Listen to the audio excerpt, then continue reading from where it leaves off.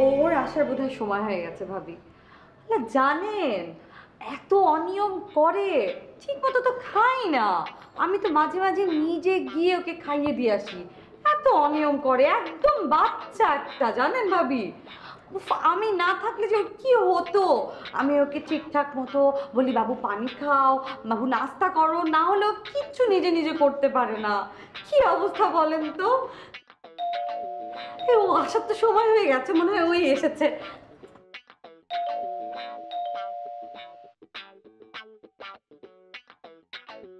আসো আসো আসো, এই যে দেখো কে। আরে চিনতে পেরেছো? হ্যাঁ, আপনি একা কেন? ভাইকে নিয়ে আসেন। আসলে ওর তো অফিস আছে, এজন্য আসতে পারেনি। আচ্ছা আচ্ছা। জান, হুম। তুমি তো ঘেমে গেছো দেখি। আল্লাহ, শোনো গল্প পরে হবে, তুমি আগে একটু রেস্ট নাও। ভাবি তো আছেই, তাই না ভাবি? চলো।